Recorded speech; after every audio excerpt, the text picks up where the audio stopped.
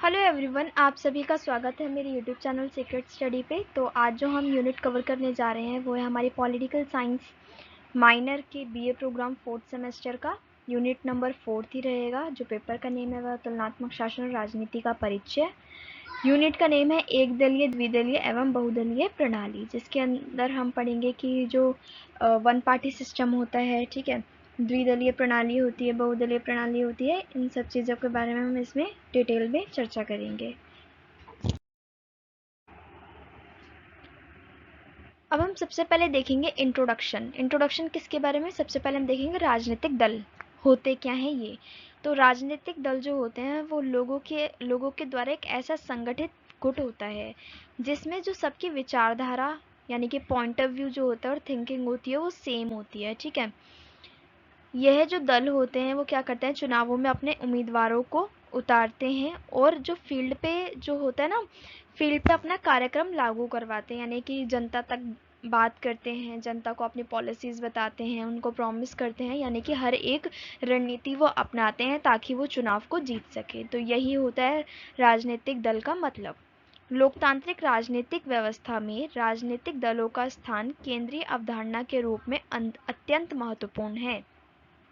राजनीतिक दल किसी सामाजिक व्यवस्था में शक्ति के वितरण और सत्ता के आकांक्षी व्यक्तियों एवं समूहों का प्रतिनिधित्व करता है।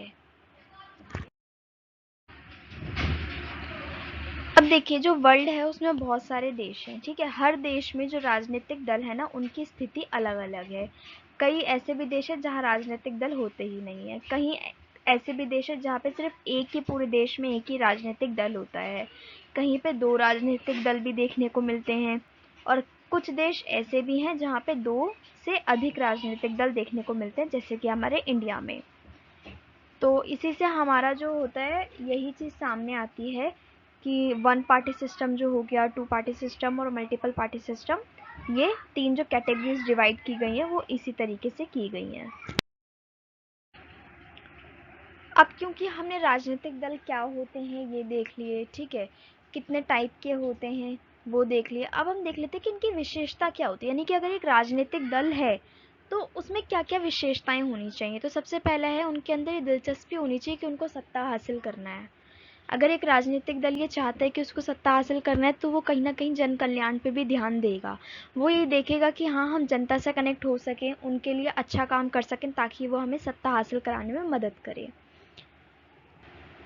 सेकंड इसमें पॉइंट आ जाता है एक विचारधारा का अनुसरण, यानी कि जो राजनीतिक दल है उस पूरे के पूरे ग्रुप की एक ही विचारधारा होनी चाहिए। ऐसा नहीं होना चाहिए कि किसी की थिंकिंग अलग हो, किसी की थिंकिंग अलग हो, ऐसा नहीं होना चाहिए। सभी की थिंकिंग सेम होनी चाहिए ताकि जब वो जनता के साथ कनेक्ट हो तो वो अपनी जो नीतियां हैं, जो पॉलिसीज़ हैं, उनको सही तरीके से रख सके, अपने प्रोमिसेस को बता सके, ठीक है। तो एक विचारधारा होना बहुत ज़्यादा ज़रूरी है और ये इसकी विशेषता भी होगी। थर्ड पॉइंट हमारा हो जाएगा सरकार स्थापित करने के लिए। राजनीतिक दल बहुत ज़्यादा अपनी विशेषता रखते हैं क्योंकि उनको वो क्या करते हैं, वो जो सरकार है वो स्थापित करते हैं। अगर राजनीतिक दल ही नहीं होंगे तो जो सरकार है उसकी स्थापना कौन करेगा, यानी कि अगर राजनीतिक दल नहीं हुए तो ऐसे तो कोई भी पर्सन यूं ही खड़ा नहीं हो जाएगा ना अकेले कि हाँ मैं सरकार चलाऊंगा। तो इससे क्या होगा, इससे बहस छिड़ जाएगी, ठीक है, लड़ाइयाँ हो जाएंगी, गृह युद्ध हो जाएगा। इसलिए एक दल का होना आवश्यक है। अगर कोई भी हमारे संविधान में भी लिखा हुआ है, अगर कोई भी चुनाव में खड़ा होना चाहता है तो वो क्या करेगा, वो अपनी एक राजनीतिक पार्टी बनाएगा या फिर रजिस्ट्रेशन करेगा अपना, ठीक है, चुनाव आयोग के अंदर। तो सारी की सारी जो चीज़ें होती हैं वो किससे बनती हैं, राजनीतिक दल, यानी कि राजनीतिक दल सरकार बनाने के लिए भी बहुत ज़्यादा इंपॉर्टेंट है। आई होप आप लोगों को समझ में आया होगा। नेक्स्ट पॉइंट है हमारा एक सामान्य एजेंडा रखना, यानी कि जो उनका राजनीतिक दल का एजेंडा है ना वो समान होना चाहिए, तभी वो राजनीतिक दल एक राजनीतिक काम कर सकता है। जनता और सरकार के बीच एक कड़ी के रूप में कार्य करना। अगर कोई भी राजनीतिक दल सरकार बनाना चाहता है तो उसका मोटिव है सरकार बनाना, लेकिन जो उसका मेथड होगा वो होगी जनता। अगर वो जनता को खुश रखेगा तभी वो सरकार बना सकता है। तो सरकार और जनता के बीच में जो है आपसी बातचीत बनाए रखना, यानी कि एक कड़ी के रूप में कार्य करने का काम कौन करता है, राजनीतिक दल करता है। तो ये हमने कुछ इसकी छोटी सी विशेषताएं देख ली हैं। बहुत सिंपल लिखा हुआ है, आप लोगों को पढ़ के ही समझ में आ जाएगा। अब एक राजनीतिक दल है तो उसके 3 मुख्य घटक हैं, ठीक है। ये जो 3 मुख्य घटक हैं वो कौन है? सबसे पहला होता है नेता, यानी कि एक दल का जो मेन नेता होता है, जो उसका नेतृत्व कर रहा होता है। जैसे कि जो आम आदमी पार्टी है उसके हैं मिस्टर केजरीवाल, वैसे ही जो बीजेपी हैं उनके हैं श्री नरेंद्र मोदी। तो ये होते हैं नेता एक राजनीतिक दल के, जो मुख्य पहचान के रूप में काम करते हैं। सेकंड घटक होता है सक्रिय सदस्य, यानी कि एक्टिव मेंबर्स, जो फील्ड में काम करते हैं, जो जनता से कनेक्ट होते हैं डायरेक्ट, ठीक है, उनको बोलते हैं सक्रिय मेंबर्स। और इनका होना बहुत ज़्यादा ज़रूरी होता है, क्योंकि जो मुख्य नेता होता है वो हर किसी से नहीं मिलेगा, हर किसी के पास नहीं जाएगा ना। आपने देखा होगा अपने एरिया में जब चुनाव हो रहे होते हैं तो ऐसा तो नहीं होता ना कि आप बीजेपी को वोट दे रहे हो तो जो मोदी जी हैं वो खुद आके आपसे मिल रहे हैं, ऐसा नहीं होता। उनके ही सदस्य आके आपसे मिलते हैं, आपसे बातचीत करते हैं, आपसे प्रॉमिस करते हैं, अपने पॉलिसीज़ बताते हैं, तो वो होते हैं सक्रिय नेता। नेक्स्ट हमारे आते हैं, तीसरा घटक आता है अनुयायी। अनुयायी होते हैं यानी कि फॉलोवर्स, जो उस राजनीतिक दल को फॉलो करते हैं। अब आपने इंडिया में देखा होगा 3 ऐसे दल हैं जो बहुत ज़्यादा मेन हैं, जिनके अनुयायी यानी कि फॉलोवर्स बहुत ज़्यादा हैं, जैसे कि आप, बीजेपी और कांग्रेस। इन 3 के अगर देखें तो फॉलोवर्स सबसे ज़्यादा देखने को मिलते हैं, ठीक है। तो उसी हिसाब से इसको बोलते हैं कि ये बहुत बड़ी पार्टीज़ हैं। क्यों? क्योंकि उनके जो फॉलोवर्स हैं वो ज़्यादा हैं। तो जो एक राजनीतिक दल को मजबूत बनाना और उसको बड़ा बनाने में जो सबसे बड़ा हाथ होता है वो उनके अनुयायियों का होता है, यानी कि उनके फॉलोवर्स का होता है। वो चाहें तो राजनीतिक दल को बड़ा भी बना सकते हैं और वो चाहें तो एक बड़े राजनीतिक दल को ख़त्म भी कर सकते हैं। तो ये हो गए राजनीतिक दल के 3 मुख्य घटक। अब हमने राजनीतिक दल के बारे में अच्छे से पढ़ लिया। अब हम अपने मेन टॉपिक पे आ जाते हैं, एक दलीय प्रणाली के बारे में पढ़ेंगे, ठीक है। तो एक दलीय राज्य सरकार का एक रूप है जहां देश पर एक ही राजनीतिक दल का शासन होता है, जिसका अर्थ है कि केवल एक ही राजनीतिक दल मौजूद होगा और अन्य राजनीतिक दलों का गठन निषिद्ध है। यानी कि एक दलीय व्यवस्था के अंतर्गत क्या होता है, पूरे के पूरे देश के ऊपर सिर्फ और सिर्फ एक ही सरकार काम करती है, ठीक है। एक ही सरकार को हक होता है कि वो देश के ऊपर अपनी सरकार का गठन कर सकती है, कोई भी दूसरा राजनीतिक दल सत्ता में नहीं आ सकता। इस मामले में प्रमुख सत्तारूढ़ दल के खिलाफ विपक्षी दलों की अनुमति है, लेकिन उनके पास सत्ता हासिल करने का कोई वास्तविक मौका नहीं होता है। यानी कि होता क्या है एक दलीय व्यवस्था में कि एक ही जो पार्टी होती है ना वही सत्ता में आएगी, ठीक है, उसके अलावा कोई और नहीं आ सकती और किसी को अनुमति ही नहीं होती है। लेकिन कुछ दल ऐसे बन ज़रूर सकते हैं जो उसके विपक्ष के रूप में काम करें, लेकिन जहाँ पे सरकार एक ही पार्टी को आना है वहाँ पे विपक्ष भी क्या करेगा? विपक्ष अगर गलत बोलेगा भी तब भी उस जो सत्ता में सरकार है उसका तो कुछ नहीं हो सकता, काम तो उसी को करना है, ठीक है। तो यही होता है एक दलीय प्रणाली। एक दलीय व्यवस्था में एक दलीय व्यवस्था एक राजनीतिक व्यवस्था है जिसमें केवल एक ही राजनीतिक दल सरकार को नियंत्रित करता है। ऐसी व्यवस्था में चुनाव केवल दिखावे के लिए किए जाते हैं, क्योंकि सत्ता में रहने वाली पार्टी ही हमेशा जीतती है। सेकेंड लाइन से आप लोगों को अच्छे से क्लियर हो गया होगा।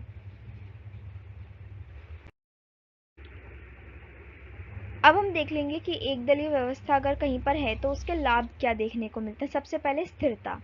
स्थिरता तो होगी जब एक ही पार्टी है, उसी को सत्ता में हमेशा हमेशा आना है, उसको चेंज नहीं किया जा सकता है, तो स्थिरता तो होगी। एक दलीय प्रणाली में राजनीतिक स्थिरता और निरंतरता प्रदान कर सकती है, क्योंकि सरकारी नीतियों को चुनौती देने के लिए कोई विरोध नहीं है। इसमें क्या होता है, एक ही जब राजनीतिक पार्टी है उसी को अपना सत्ता चलानी है, ठीक है, उसी को सरकार चलानी है, तो वो जो भी फैसले लेगी वो आसानी से पारित भी हो जाएंगे, ठीक है। और अगर विपक्ष है वो उसके खिलाफ बोल रहा है तो उसके बोलने का कोई फ़ायदा भी नहीं है ना, क्योंकि उस सरकार को तो हटाया ही नहीं जा सकता। सेकेंड पॉइंट हमारा आता है दक्षता। सरकार लंबी बहस या बातचीत की आवश्यकता के बिना जल्द ही निर्णय ले सकती है और नीतियों को लागू कर सकती है। बहस वहाँ पर होती है जहाँ पे 2 से 3 पॉइंट ऑफ व्यूज़ देखने को मिलते हैं, बट क्योंकि एक दलीय व्यवस्था है वहाँ पे सोच ही एक चल रही है, पॉइंट ऑफ व्यू ही एक चल रहा है, तो वहाँ पे सरकार के बीच में बहस करेगा ही कौन, क्योंकि सभी लोग उसी पॉइंट ऑफ व्यू के सरकार के अंदर बैठे होते हैं। तो दक्षता यहाँ पे इसलिए देखने को मिलती है। थर्ड पॉइंट है एकता। एक दलीय प्रणाली राष्ट्रीय एकता और साझा उद्देश्य के भावना को बढ़ावा दे सकती है, क्योंकि हर कोई समान लक्ष्य के लिए काम कर रहा है। क्योंकि एक ही जो दल है वही हमेशा के लिए सरकार में आएगा। तो एकता तो होनी है। जब सरकार में एक ही पार्टी के लोग काम कर रहे हैं, उनकी विचारधारा सेम है, ठीक है, उनका जो थिंकिंग है वो जितने टाइम से काम कर रहे हैं वो उसी सोच के साथ अपना काम करते आ रहे हैं, तो एकता इसमें इसी वजह से देखने को मिलती है। तीनों पॉइंट बहुत सिमिलर और बहुत कॉमन है इसमें। अब जहाँ पे लाभ है तो इसके कुछ ना कुछ नुकसान भी होंगे, तो एक दलीय व्यवस्था में जो नुकसान है वो भी एक बार पढ़ लेते हैं। सबसे पहला पॉइंट है जवाबदेही का अभाव, जहाँ पे विरोध ही नहीं हो रहा, ठीक है, विरोध करने पे भी कोई फैसले नहीं लिए जा रहे, तो सरकार को जवाबदेही की जरूरत ही क्या पड़ी है। इसलिए यहाँ पे जवाबदेही का अभाव देखने को मिलता है। विपक्षी दलों की जवाबदेही ठहराए बिना सत्तारूढ़ दल भ्रष्ट हो सकता है और अपनी शक्तियों का दुरुपयोग कर सकता है। बिल्कुल, ये भी एक नेगेटिव पॉइंट अलग से बनता है अगर आप बनाना चाहो पेपर लेंदी, सॉरी, अपना आंसर लेंदी करने के लिए, कि भ्रष्टाचार बढ़ सकता है इसमें, क्योंकि जो सरकार है उसको पता है मुझे ही आना है, नेक्स्ट टाइम भी मैं ही सरकार में आऊँगा, ठीक है, या आऊँगी, ठीक है, उसके बाद भी मैं ही आऊँगा या आऊँगी, तो उसमें क्या होगा, उसको डर ही निकल जाएगा, वो अपने हिसाब से काम करेगा, भ्रष्टाचार हो सकता है, ठीक है, शक्तियों का दुरुपयोग हो सकता है। तो देखिए एक ही पॉइंट के अंदर हमने 3 पॉइंट यहाँ कवर कर लिए हैं। अगर आप एक्सपेंड करना चाहते हो तो आप एक्सपेंड भी कर सकते हो इसको। सेकेंड पॉइंट है विकल्प का अभाव। मतदाता है, ठीक है, वो वोट दे रहे हैं, अब वो वोट तो उसी को देगा ना, क्योंकि एक ही पार्टी है, तो सभी को वोट वहाँ पे उसी पार्टी को देना पड़ेगा, उसके पास कोई और ऑप्शन ही नहीं है। तो यहाँ पे क्या होगा, विकल्प का अभाव है, तो यहाँ पे मतदान करना भी फिजूल की बात है। इसमें क्या होता है, नागरिकों के पास कोई विकल्प ही नहीं होते हैं कि उन पर शासन कौन करेगा, और शक्तिहीनता और निराशा की भावना पैदा हो सकती है, बिल्कुल हो सकती है, क्योंकि उनको पता है हम वोट देने जा रहे हैं जस्ट फॉर फॉर्मेलिटी, इसका कुछ होना नहीं है, सत्ता में उसी सरकार को आना है। तो इससे क्या होगा, जनता निराश भी हो सकती है, उसके अंदर का जो सेल्फ कॉन्फिडेंस है वो खत्म हो सकता है। थर्ड पॉइंट है हमारा नव परिवर्तन की कमी, यानी कि नए नए जो परिवर्तन आने चाहिए उसकी कमी देखने को मिलेगी। प्रतिस्पर्धा के बिना सत्तारूढ़ दल के लिए अपनी नीतियों में नव परिवर्तन या सुधार करने के लिए बहुत कम प्रोत्साहन होता है। ये भी पॉइंट बहुत कॉमन है, क्योंकि वहाँ पे प्रतिस्पर्धा ही नहीं होगी, सरकार को डर ही नहीं होगा कि हाँ हमसे अच्छी कोई सोच वाला पर्सन आ गया, ठीक है, कोई अच्छी विचारधारा वाली पार्टी आ गई तो वो जीत सकती है, ये डर तो उसके अंदर होगा ही नहीं, क्योंकि उसे पता है मेरे अलावा कोई और सरकार में आ ही नहीं सकता। तो वो अपने विचारों को क्या करेगी, अपने विचारों को ठीक करने की भी कोशिश नहीं करेगी, वो ये सोचेगी नहीं कि कुछ चेंजेस लाने चाहिए। क्यों, क्योंकि वो अपने कंफर्ट जोन में रह के काम करेगी ना, कोई भी नहीं चाहता ना नई चीज़ों को अपनाना, तो इतनी बड़ी सरकार क्यों चाहेगी नई चीज़ों को अपनाना, वो तो अपने कंफर्ट जोन में रह के काम करेगी। तो यही हो गए इसके कुछ बेसिक से नुकसान।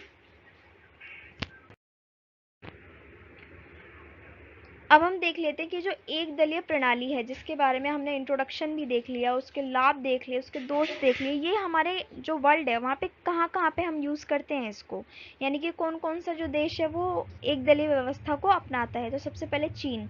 चीन में जो कम्युनिस्ट पार्टी है वही एकमात्र राजनीतिक पार्टी है, वहाँ पे कम्युनिस्ट पार्टी ही बहुत टाइम से शासन करती आ रही है और करेगी आगे। नेक्स्ट है हमारा क्यूबा।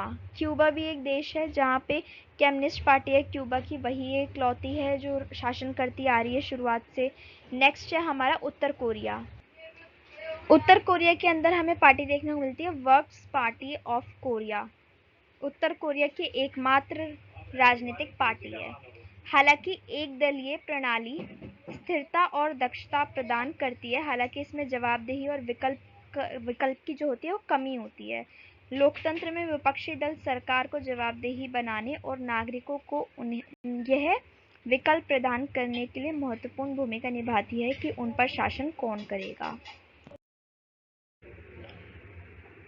अब हमें नेक्स्ट पढ़ना है द्विदलीय प्रणाली के बारे में। तो जो द्विदलीय प्रणाली है ऐसी व्यवस्था है जिसमें मुख्य रूप से दो ही दल होते हैं। एक दल को पूर्ण बहुमत के साथ सरकार बनाने की अनुमति प्राप्त होती है, जिससे शासक अथवा बहुमत दल कहा जाता है। इसमें क्या होता है, देश में केवल दो ही दल होते हैं जिनको अनुमति होती है सरकार बनाने के लिए, यानी कि प्रतिस्पर्धा करने के लिए। जो दल जीत जाता है बहुमत के साथ वो अपनी सरकार बना लेता है, जबकि दूसरे दल को पूर्ण बहुमत प्राप्त नहीं होती है, उसे सरकार बनाने की अनुमति नहीं होती है, उसे विपक्षी दल कहा जाता है। इस व्यवस्था में भले ही कुछ अन्य छोटे दल भी हो सकते हैं, परंतु उनकी भूमिका ना होने के बराबर होती है। इस व्यवस्था में किसी भी विशेष समय पर निर्वाचन के फलस्वरूप दोनों में से एक दल को बहुमत प्राप्त होती है तथा वह सरकार का गठन करता है। दूसरा दल अल्पमत के होने के कारण विपक्ष की भूमिका निभाता है। तो इससे हमें साफ पता चल गया, एक देश है, दो ही सरकार हैं, ठीक है, दो ही राजनीतिक दल हैं। दोनों राजनीतिक दल में से जब वोटिंग होगी तो एक दल होगा जो जीत जाएगा, उसको सरकार बनाने की अनुमति मिल जाएगी। दूसरा दल होगा जो कि अल्प मत के वजह से हार जाएगा, जो सरकार नहीं बना पाएगा, वो विपक्ष की भूमिका निभाता है। तो यही होती है द्विदलीय प्रणाली। अब हम देखेंगे द्विदलीय प्रणाली के गुण एवं लाभ। तो सबसे पहला गुण है इसका वास्तविक प्रतिनिधि सरकार की स्थापना। यानी कि इसमें क्या होता है, इसमें दो जो सरकार होती है, यानी कि जो दो राजनीतिक गुट होते हैं वो आपस में कंपटीशन करते हैं, जिसके बाद कोई एक जो दल होता है वो जीतता है और सरकार की स्थापना करता है, जिससे वास्तविक प्रतिनिधि की सरकार कहा जा सकता है। सेकंड पॉइंट होता है सरकार का निर्माण। तो दो दल में जब चुनाव होता है तो जीतने वाला जो है सरकार का निर्माण करता है और हारने वाला जो है वो विपक्ष की भूमिका निभाता है, और सरकार का निर्माण करने में विपक्ष भी एक बहुत महत्वपूर्ण भूमिका अदा करता है। तो नेक्स्ट पॉइंट है हमारा शासन में स्थायित्व और निरंतरण। ठीक है, इसमें क्या होता है, सरकार जो है वो स्थायी बन जाती है। क्यों? क्योंकि जो सरकार होती है, जो जीतती हुई पार्टी होती है, उसके दिल में डर होता है कि हाँ, अगर मैं कुछ गलत करूंगी या करूंगा तो हो सकता है नेक्स्ट टाइम जो जनता है वो दूसरी वाली राजनीतिक दल को चुन ले। तो इससे क्या होता है, जो पहली वाली यानी जीतने वाली जो सरकार होती है वो सही तरीके से काम करती है और जो स्थायित्व होता है और निरंतरण होता है वो बना रहता है। नेक्स्ट पॉइंट आता है हमारा संवैधानिक गतिरोध की आकांक्षा। इसमें क्या होता है कि संवैधानिक तौर पर जो भी बंदिशें लगाई जाती है ना, उनकी आकांक्षा की जाती है। क्यों? क्योंकि इसमें क्या है, देखो, विपक्षी भी है, ठीक है, सरकार भी है, कंपटीशन भी है, गलत काम के खिलाफ आवाज़ भी उठाई जाएगी। तो जब आवाज़ उठती है तो वहाँ पे कुछ ऐसे लीगल पॉइंट्स होने चाहिए जो विपक्ष अपने सामने रख सके। नेक्स्ट पॉइंट है हमारा शासन में एकता और उत्तरदायित्व की व्यवस्था। शासन में क्या होती है, द्विदलीय में एकता होती है, ठीक है, क्योंकि जब सरकार बन गई उसके बाद उसमें क्या होगा, एक ही विचारधारा के लोग होंगे जो अपना जो पॉलिसीज होगी, जो प्रॉमिस होंगे उनको पूरे करेंगे।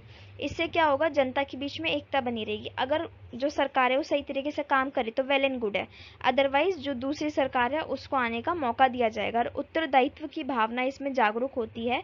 इसमें क्या होता है, अगर कुछ भी गलत हो जाता है तो उसमें उत्तर ये पता होता है सरकार को कि हमें विपक्ष को और जनता को जवाब देना इम्पोर्टेंट है।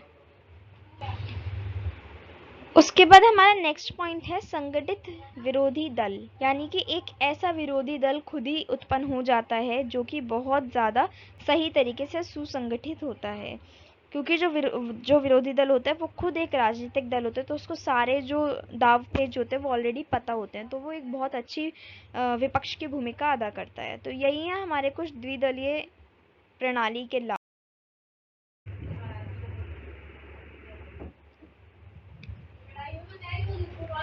अब हम देखेंगे कि जो द्विदलीय प्रणाली है उसके दोष क्या हैं। सबसे पहले मतदान की स्वतंत्रता जो होती है सीमित होती है। मतदाताओं को पता होता है कि हमें इन दो पार्टीज में से किसी एक को वोट देना है, तो उनकी जो ऑप्शंस होते हैं उनके पास कम होते हैं। सेकंड होता है राष्ट्र का विभाजन। जो देश होता है उसका विभाजन हो जाता है, एक रेशियो बढ़ जाता है कि इतने रेशियो के लोग इस पार्टी को सपोर्ट करते हैं और जो रेस्ट रेशियो है इसके जो लोग हैं वो सेकंड पार्टी को सपोर्ट करते हैं। बहुमत की निरंकुशता हो जाती है।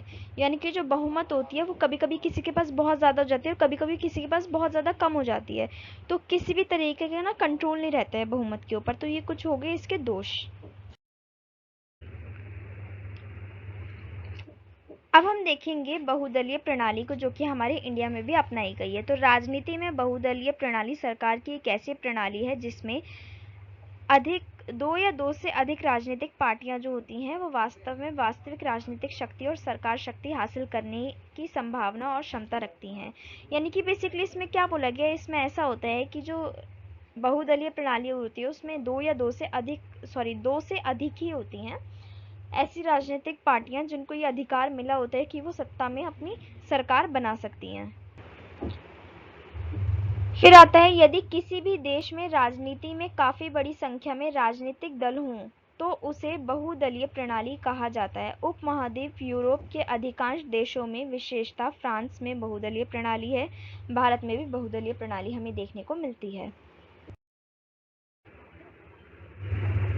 बहुदलीय प्रतिस्पर्धी चुनाव यह सुनिश्चित करता है कि लंबे समय तक कोई एक पार्टी हावी नहीं रहेगी। ये सुनिश्चित करता है कि सरकार के ऊपर ना ऐसा नहीं होना चाहिए कि लंबे टाइम तक एक ही पार्टी है, चाहे वो गलत करे या सही करे, लेकिन वही पार्टी का प्रभुत्व जमा हुआ हो। ऐसा नहीं होता इसमें अलग अलग विचारधारा को आने का मौका मिलता है। बहुदलीय प्रणाली वाले देश में जब संसाधनक व्यवस्था को अपनाया जाता है तो कोई भी राजनीतिक दल अकेले ही मंत्रिमंडल का निर्माण करने की स्थिति में नहीं होता। उसे मिले जुले मंत्रिमंडल का निर्माण किया जाता है उसमें, ठीक है। इसमें क्या होता है, जब संसाधनक व्यवस्था बैठाई जाती है वहाँ पे, ठीक है, तो उसके अंदर कोई भी राजनीतिक दल जब मंत्रिमंडल का निर्माण करता है तो उसमें ऐसा नहीं होता कि एक ही राजनीतिक दल के सारे नेता चुन लिए जाएं। उसमें मिले जुले जो मंत्रिमंडल होता है ना उसका निर्माण किया जाता है। तो इसी के बारे में यहाँ पे बताया गया है। अब हम देखेंगे बहुदलीय प्रणाली के लाभ। तो मतदाताओं को अधिक स्वतंत्रता दी जाती है, ठीक है, उनको ज़्यादा विकल्प दिए जाते हैं कि वो किसी को भी चुन सकती है। मंत्रिमंडल की तानाशाही संभव नहीं होती है। ऐसा नहीं होता है कि जो मंत्रिमंडल है वो अपने अकॉर्डिंग काम करे, तानाशाही करे। सभी विचारधाराओं का व्यवस्थापिका में प्रतिनिधित्व किया जाता है, यानी कि सभी जो विचारधाराएं होती है, सभी की जो थिंकिंग होती है, ठीक है, पॉइंट ऑफ व्यूज होते हैं, उनका स्वागत किया जाता है संसद के अंदर।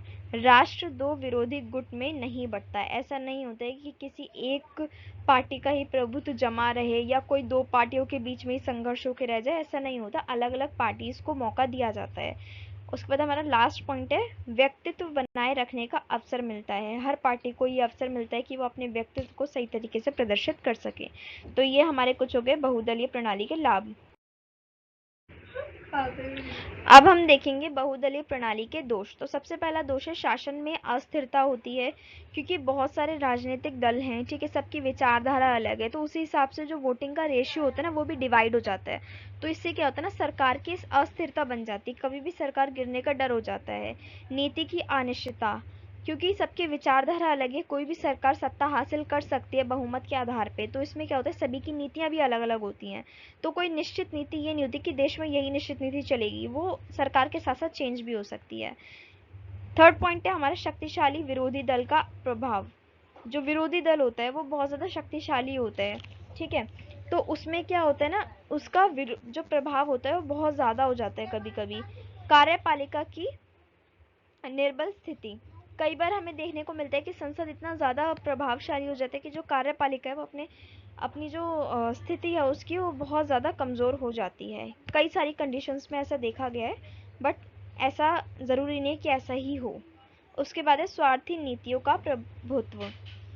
कई बार ऐसा भी देखा गया है कि जो सरकार है वो अपने हिसाब से अपने अकॉर्डिंग काम कर रही है, ठीक है, उसको ये मतलब नहीं है कि हाँ जनता क्या चाहती है। तो ये चीज़ें जो होती हैं ये देखी जाती हैं जिस वक्त सरकार बनाई जाती है तब। उसके बाद हमारा नेक्स्ट पॉइंट है कार्यकुशलता में कमी। जब बहुत सारे दल होते हैं ना तो इस चीज़ की जांच करना बहुत मुश्किल हो जाता है कि कौन सा दल सबसे बेस्ट है। कई बार ऐसा होता है सरकार में एक ऐसा दल आके खड़ा हो जाता है जिसमें इतनी कार्यकुशलता नहीं होती है, बट वो सत्ता हासिल कर लेता है, वो सरकार बना लेता है, तो उससे क्या होता है देश को नुकसान झेलना पड़ता है उस वक्त। दीर्घकालिक योजना संभव नहीं है। ऐसा नहीं हो सकता कि कोई ऐसी नीति बनाई जा सके जिसमें जो बहुत लंबे टाइम तक चल सके, क्योंकि हर चुनाव के साथ साथ हो सकता है पार्टियां चेंज होती रहें, जो नई पार्टी आएगी उसको ना पसंद हो पुरानी पार्टी की नीति, तो इससे क्या होता है कोई लंबे समय तक चलने वाली योजनाएं नहीं बनाई जा सकती हैं इसमें। तो ये हो गए कुछ इसके दोष। अब हम देखेंगे, सारी चीज़ें हमने कवर कर ली, ठीक है, राजनीतिक दल देख लिए, एक दलीय व्यवस्था, द्विदलीय व्यवस्था, बहुदलीय व्यवस्था, सारी चीज़ें हमने देख ली। अब हम देखेंगे भारत में जो 8 राष्ट्र पार्टियां हैं उनके नाम। सबसे पहली है भारतीय राष्ट्र कांग्रेस, सेकंड है भारतीय जनता पार्टी, थर्ड है बहुजन समाज पार्टी, 4th है भारतीय कम्युनिस्ट पार्टी, 5th है भारतीय कम्युनिस्ट पार्टी मार्क्सवादी, 6th राष्ट्रवादी Congress, 7th all India Trinamool Congress, 8th है नेशनल पीपल्स पार्टी। तो ये कुछ हमारी 8 राष्ट्र पार्टियां हैं। इसके अलावा जो भी पार्टियां हैं वो राष्ट्र पार्टियां ना होने की जगह वो क्षेत्रीय दल हो जाते हैं, ठीक है। राज्य दल भी जिनको कहा जा सकता है। तो आपको मेनली बस यही 8 याद रखने हैं, तो रेस्ट तो आपको पता चल ही जाएंगे कि वो क्षेत्रीय दल हैं। Thanks for watching my video. अगर आपको वीडियो लगा हो कि हाँ अच्छा है तो आप इसको लाइक कीजिएगा, अपने सभी फ्रेंड्स के साथ शेयर कीजिएगा। कोई भी सजेशन होगा तो आप मुझे कमेंट बॉक्स में कमेंट करके बता सकते हो और मेरे चैनल को सब्सक्राइब ज़रूर कीजिए। Thank you.